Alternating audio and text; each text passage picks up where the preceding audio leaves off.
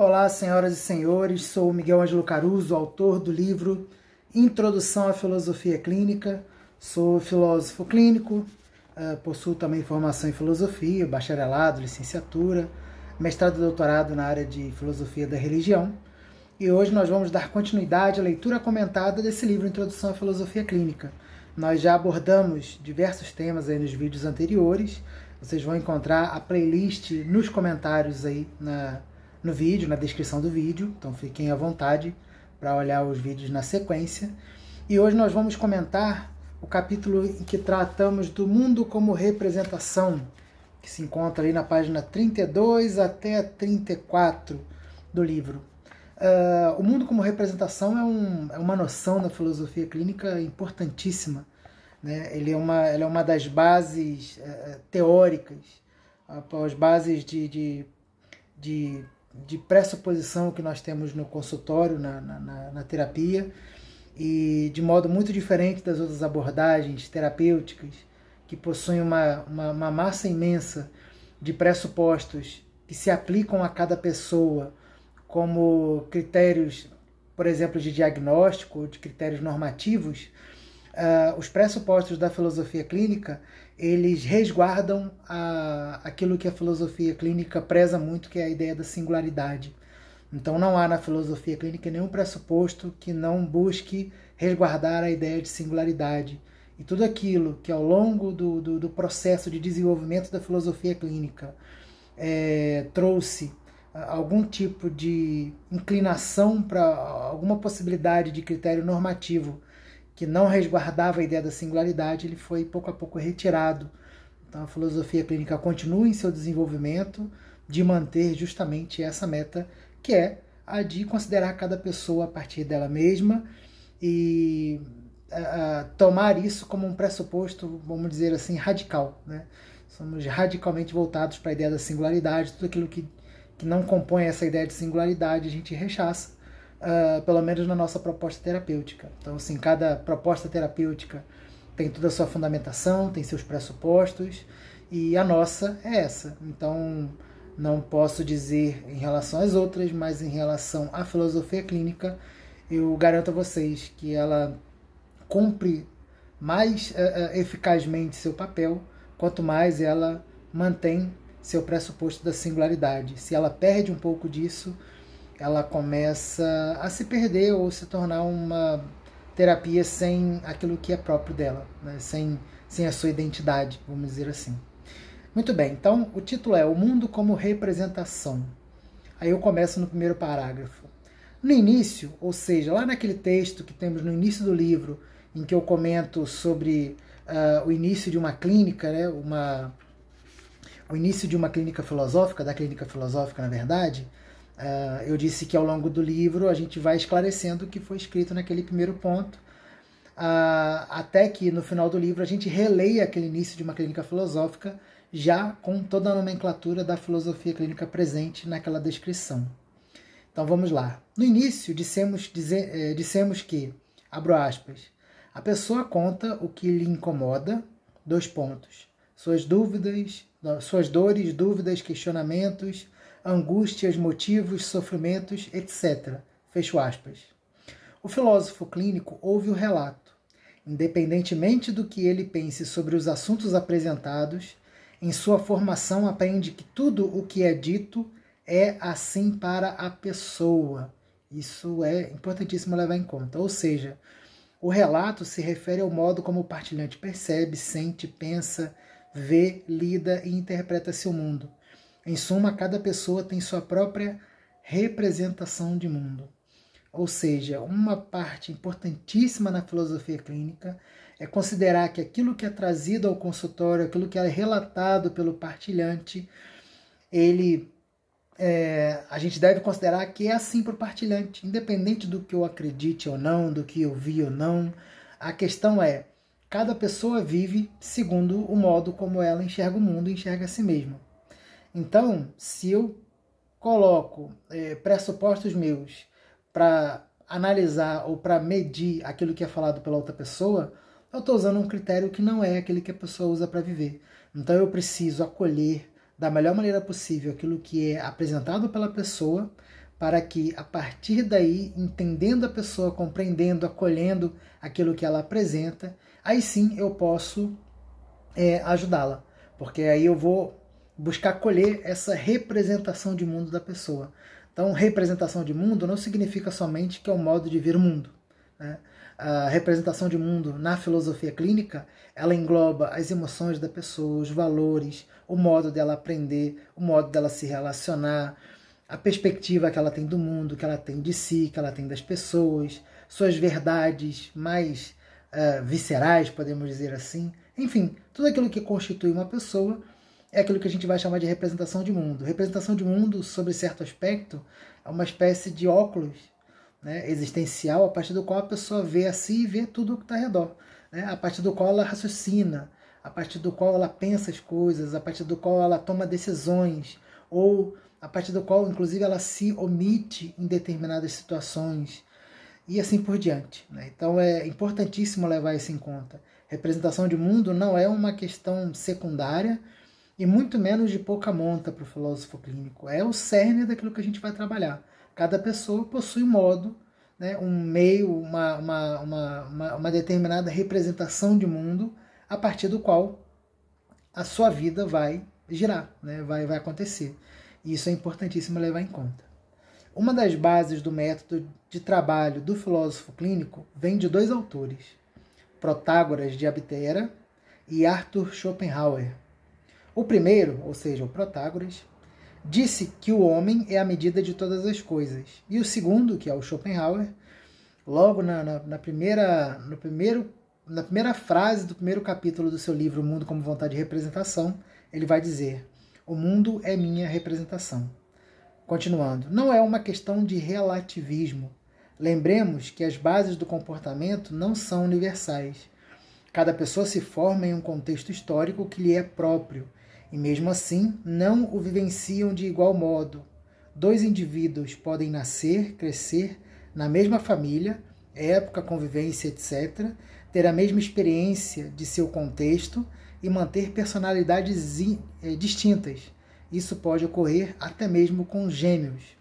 Então vamos retomar aqui um pouco dos dois autores. Protágoras de Abdera é um autor de praticamente de quase 2.500 anos atrás, né, da antiga Grécia, e ele nem era conhecido como filósofo, ele era um sofista, né? O sofista tem um sentido muito negativo há muitos séculos, principalmente porque a partir de Platão começa a se falar mal dos sofistas, né? Os sofistas, eles eram professores, né? Sofista, no início da atividade deles na Grécia, eram pessoas, professores, responsáveis por formar as pessoas para que elas pudessem agir politicamente na polis, né, na cidade grega. Ou seja, na cidade grega as pessoas podiam participar das reuniões, da construção de lei, das decisões da cidade, e os sofistas eram aqueles que ajudavam essas pessoas nesse trabalho na cidade. Tem até um autor que é o... eu não vou lembrar o nome dele, Joseph Pieper, se não me engano, o Joseph Pieper. Ele vai dizer que uma diferença dos sofistas para os filósofos é que os sofistas tinham uma preocupação muito mais voltada para a vida prática, para o dia a dia.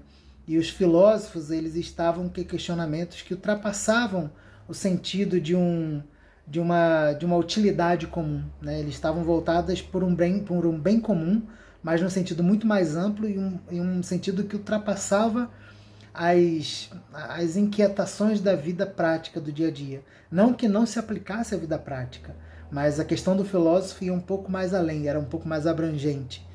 E por isso que os sofistas ficaram um pouco mal vistos, né? Mas, para o caso da filosofia clínica, a percepção do Protágoras é muito interessante.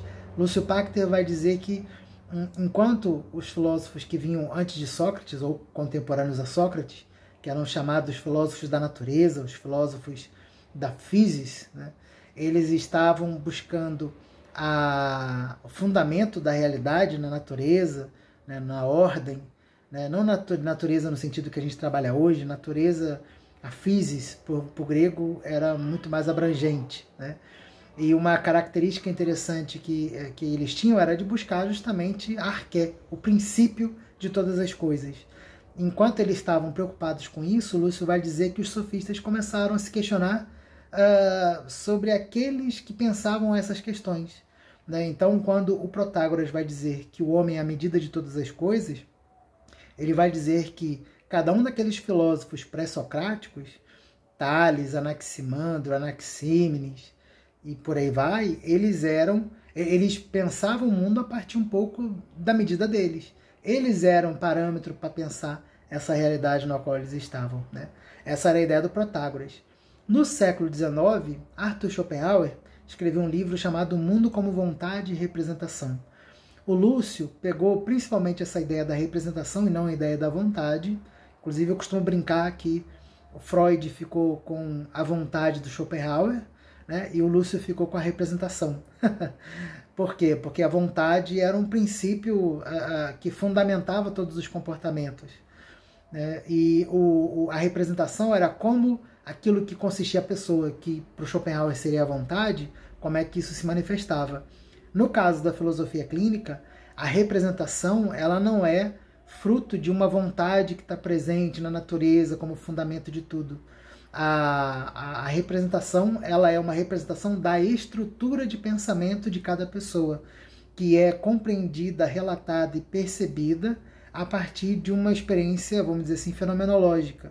Ou seja, tudo aquilo que constitui uma pessoa e aquilo que determina o comportamento de uma pessoa vai aparecendo pouco a pouco no consultório. Mas isso a gente vai tratar um pouco mais adiante quando a gente for falar da estrutura de pensamento. O ponto aqui é que o Lúcio pegou a ideia do homem como medida de todas as coisas, do Protágoras, e atualizou, vamos dizer assim, em Schopenhauer, a partir dessa ideia de representação.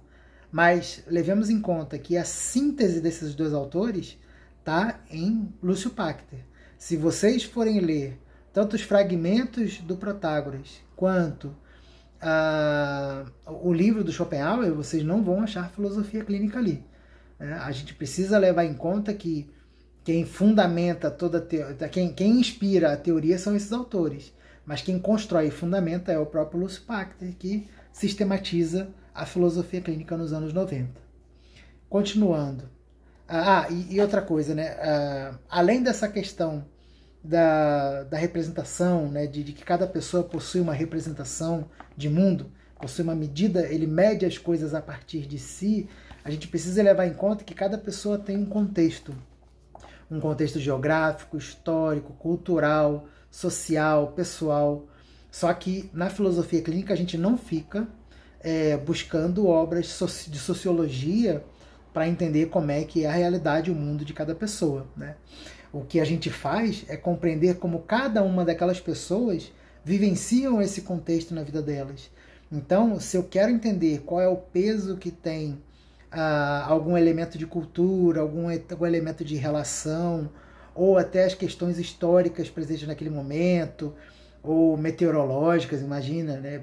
No momento que eu estou gravando esse vídeo, o Rio Grande do Sul passa por uma situação, por uma grande tragédia, né, climática, que é justamente o excesso de chuva, que alagou diversas cidades do estado. Né? Então, assim, se eu olho com um olhar sociológico, eu posso olhar aquela cidade e falar que houve chuva, que aquelas pessoas foram afetadas e que as pessoas, inclusive as vizinhanças, foram afetadas. Muita gente perdeu muita coisa, muitas pessoas vieram a óbito. Então, temos muitas informações sobre o que aconteceu lá. Mas se no consultório do filósofo clínico eu quero entender aquela pessoa que eu estou atendendo, aí não importa o que eu sei sobre o Rio Grande do Sul, não importa o que eu li sobre o Rio Grande do Sul, não importa o que os sociólogos, os antropólogos, os filósofos, os teólogos, os cientistas políticos falaram sobre o Rio Grande do Sul. O que importa é o que cada pessoa vivenciou daquela experiência, de que modo teve peso subjetivo na vida dela, de que modo ela entendeu, interpretou, acolheu, guardou, interagiu com toda aquela situação. E aí sim, entendendo aquela pessoa a partir dos critérios que ela me traz, aí eu posso auxiliá-la. Então a filosofia clínica é um exercício fantástico de escuta do outro, independente das minhas convicções, das minhas ideias, independente de qualquer coisa nesse sentido. Eu suspendo o juízo e acolho aquilo que a pessoa me traz, segundo a representação dela e segundo as influências que os meios tiveram na vivência de cada uma dessas pessoas que a gente atende no consultório. Continuando a leitura. Portanto, ao saber que cada pessoa possui uma representação de mundo, isto é, um modo particular de ser e experienciar sua vida, o filósofo se põe a ouvir atentamente quem procurou seus cuidados. Então, procura compreender o relato com a maior proximidade possível do sentido oferecido pelo próprio partilhante. Assim, o terapeuta buscará esclarecimento sobre cada palavra, expressão e gesto apresentados na terapia. Então veja que fantástico. Nem mesmo o sentido das palavras a gente pode acreditar 100% na primeira noção que a gente tem, porque existem regionalismos e existem até construções gramaticais próprias. Às vezes as pessoas vão ter um modo pessoal de lidar com alguma coisa a partir de palavras que no dicionário tem um sentido, no cotidiano tem outro sentido, e para aquela pessoa tem outro sentido totalmente diferente. Um exemplo disso interessante é o sentido dado pela ideia de existencial, que a gente às vezes fala, né, sobre uma terapia existencial. Eu já tive experiências de ouvir pessoas trazendo os mais variados possíveis sentidos para aquela ideia de existencial, aplicado ali a ideia do que eles iam procurar na terapia.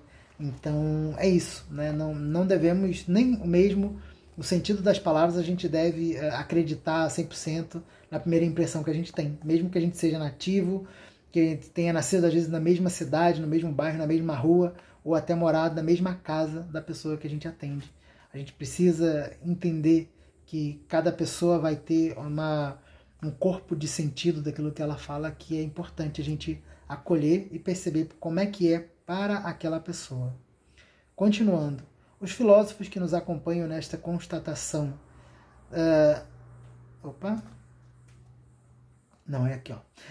na impossibilidade de obter com exatidão a representação do partilhante, o filósofo que também tem sua própria representação de mundo, buscará fazer uma representação da representação.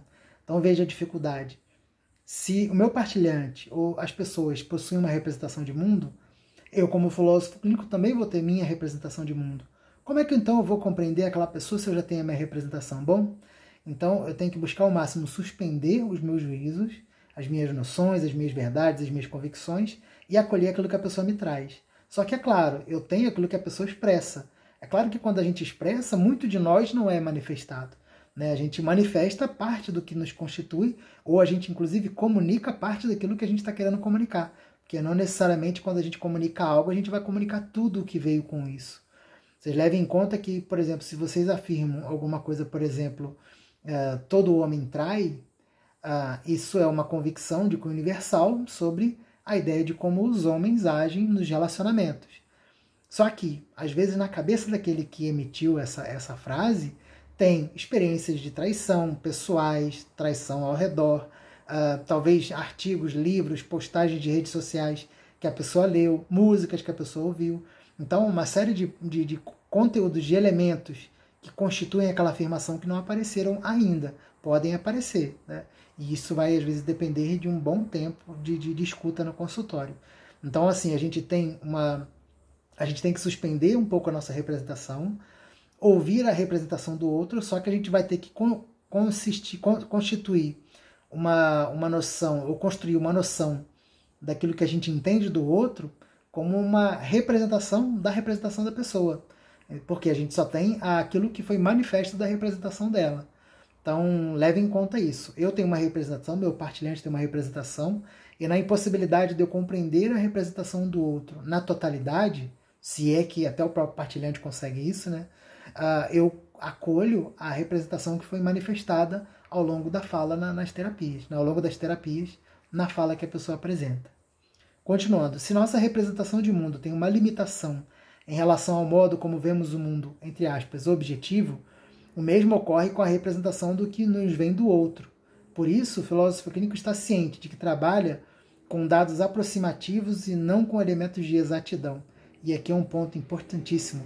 Na propedêutica, o Lúcio já menciona um pouco isso. Propedêutica é o livro do Lúcio Pachter, lançado em 1997. Na minha opinião, o melhor livro que ele escreveu sobre filosofia clínica é aquele.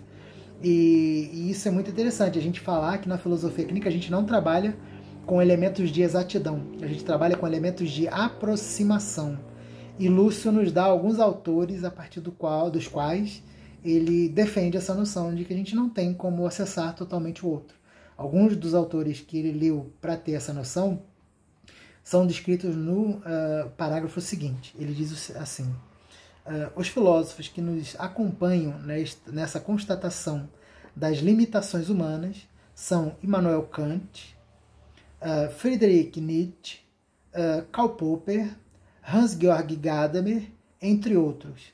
Então esses são alguns dos autores que ele lendo e que tratam de temas diversos, mas ajudam a nos trazer essa noção de uma limitação do nosso conhecimento, do outro até, de todas as coisas, né? Muitos outros autores além desses defendem isso, acreditam e percebem isso e nos ensinam isso. Cada um, ou seja, cada um desses filósofos, a seu modo nos mostrou os limites de nosso conhecimento e os pressupostos que carregamos quando nos colocamos a investigar algo. Eles nos ensinam o caráter ilusório da neutralidade e do conhecimento absolutos. Portanto, conhecemos o outro por aproximação. Então veja que interessante. Esses autores nos mostraram os limites dos nossos conhecimentos, os pressupostos que nós carregamos. Então, assim, a gente nunca, segundo esses autores, a gente nunca vai chegar a conhecer algo sem uma perspectiva prévia desse algo, né? A hermenêutica no século XX nos mostra isso com muita clareza.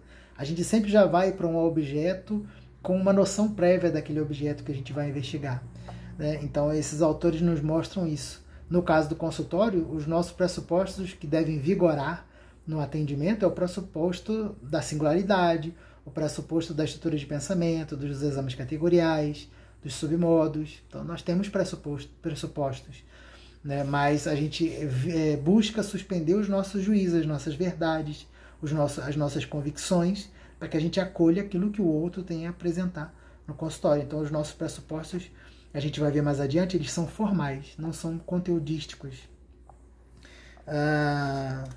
Então, a gente não tem uma neutralidade, até mesmo porque na relação que a gente chama de interseção do filósofo clínico com o partilhante, é inevitável que haja uma influência mútua um do outro, né? Vocês imaginem que quem me procura vai me ver, por exemplo, aqui atualmente de barba, né, com os cabelos aí levemente brancos, e isso tudo já influencia. Os livros que estão atrás de mim, o ambiente, uma TV ali atrás, tudo isso que aparece aqui quando eu faço, por exemplo, o meu atendimento online, isso já tem um poder de influência. Então, por mais neutro que eu busque ser, isso vai gerar alguma influência para as pessoas que eu atendo. E no jeito de eu falar, no modo de eu acolher, né, na minha postura, tudo isso exerce alguma influência. Então, a gente busca suspender os nossos juízos, a gente busca influenciar minimamente para acolher do outro, tal como o outro se apresenta, mas é inevitável que não haja o mínimo de interferência. Por isso a gente, em filosofia clínica, vai chamar de agendamento mínimo, né? Agendamento na filosofia clínica é um modo de elemento de influência, né? De marcar o outro com alguma informação, com algum gesto, com alguma fala, né? Então, quando a gente fala em filosofia clínica sobre agendamento mínimo, é que a gente vai reconhecer que não dá para ser isento de influências. Então, a gente busca influenciar minimamente a pessoa que a gente vai atender para que ela se manifeste o mais próximo possível daquele que é o jeito dela de ser e de agir. Continuando. Outro filósofo que nos acompanha no trabalho terapêutico é Edmund Husserl. Em sua proposta de, entre aspas, ir às coisas mesmas, sem teorias prévias, que obnubilam o nosso encontro com o que está diante de nós, o pai da fenomenologia filosófica nos ensina a fazer uma epoqué, termo grego que significa suspensão de juízo. Na clínica filosófica, epoqué é um esforço de minimizar as interferências da representação do terapeuta na compreensão da representação do partilhante. É um processo complexo, mas necessário. Então nós temos Edmund Husserl, que foi um filósofo que viveu entre o século XIX e o início do século XX, se eu não me engano ele morreu em 1938. Ele foi um grande filósofo, ele se tornou aí o pai da fenomenologia filosófica, não que outros autores já não tivessem usado o termo fenomenologia ou fenômeno, mas o Edmund Husserl trabalhou de tal modo que ele inaugurou uma escola de pensamento, que influenciou muitos autores, concordando em parte ou discordando inclusive dele, mas ele teve muita influência no século XX. E o que o Husserl fazia? Ele dizia que a gente deve ir às coisas mesmas. O que significa isso? Que para ele a atividade filosófica, e aqui eu vou ser muito rasteiro no que eu vou apresentar, mas a atividade filosófica, entre outras coisas, consistia em a gente tentar identificar aquilo que aparece a nós, buscando suspender aos máximos as noções prévias que a gente tem daquilo que está se apresentando. De modo que quando a gente fosse descrever determinado objeto, a gente fosse capaz de descrever tal como ele aparece, e não segundo uma série já de interferências que nós temos em relação aos nossos juízos, que a gente tem em relação a essas coisas. Então, para o Husserl, para eu descrever as coisas tal como elas aparecem, eu preciso fazer uma suspensão de juízo, uma epoqué, né? E essa suspensão de juízo é justamente esse exercício de evitar ao máximo colocar um monte de perspectiva prévia em relação àquele objeto percebido. No caso da filosofia clínica, a epoqué é uma suspensão das nossas verdades, dos nossos juízos, das nossas conclusões prévias, das noções que nós carregamos, para que a pessoa se mostre tal como ela é, com suas palavras, com seus gestos, com as suas ações, com seus relatos de vida. E como eu disse lá em relação à linguagem da pessoa, que o sentido vai ser dado por ela, nesse ponto também a gente precisa acolher, ouvir tal como aparece e aos poucos perceber o quanto que essa pessoa vai se traduzir nesse sentido do que ela traz. Continuando então. Em outras palavras, o filósofo clínico busca fazer a representação da representação de seu partilhante, que é algo que a gente já falou, em busca de compreendê-lo da maneira mais aproximativa possível. Por que aproximativa? Porque não trabalhamos com exatidão. Né? Qual a área que trabalha com exatidão? Né? Talvez a matemática, né? Mas a matemática para o consultório talvez não seja a área mais interessante para a gente trabalhar. Ciente das suas limitações, o terapeuta trabalha sua escuta a fim de que seus juízos interfiram minimamente nesse processo de compreensão. Então é um exercício